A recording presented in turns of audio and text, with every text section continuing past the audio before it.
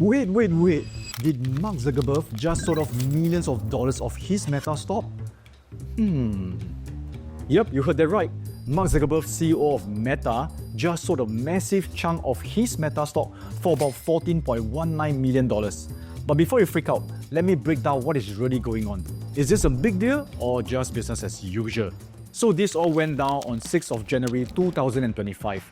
Mark sold shares in the range of $606 to $630 per share, just as Meta stock was near its 52-week high at 638.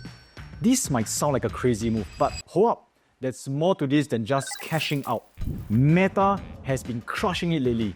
The company's valuation is now at a massive $1.54 trillion and is up 71.5% over the last year. So let's not assume that Mark Zuckerberg is bailing out on Meta. It's all part of a bigger picture. He executed this year through something called a Rule 10b5-1 trading plan. Sounds fancy, right? Basically, it means he set this up ahead of time, so there's no funny business here. Essentially, it's like Mark putting his stock selling plan on autopilot. He is not just dumping his shares for fun, he's following a pre-approved, scheduled strategy. This is totally legal and honestly pretty common in the business world. Also, fun fact, these sales were conducted through something called CZI Holdings. It is his private investment vehicle. So he's still holding on to a lot of Meta stock. It isn't like he's jumping ship. But if this is not about him leaving Meta, then what's the big picture here? Mark might be using this cash to fuel other projects, or maybe he's just balancing his financial portfolio. I mean, how can you blame this guy for diversifying? He's a billionaire. Now, let's talk about some other things that Meta has been up to lately. First off, Meta has been making big moves in e-commerce. They just launched a trial to let people browse eBay listings on Facebook Marketplace. Yep, now you can shop for weird stuff like vintage toys and 3D printed cat statues all in one place. This new partnership could boost visibility for eBay sellers and give Facebook users a wider selection of products. It's like the Avengers of e-commerce coming together. You get Facebook Marketplace, you get eBay, you get the ultimate shopping experience. And speaking of big change, Meta is rolling out a new content moderation system.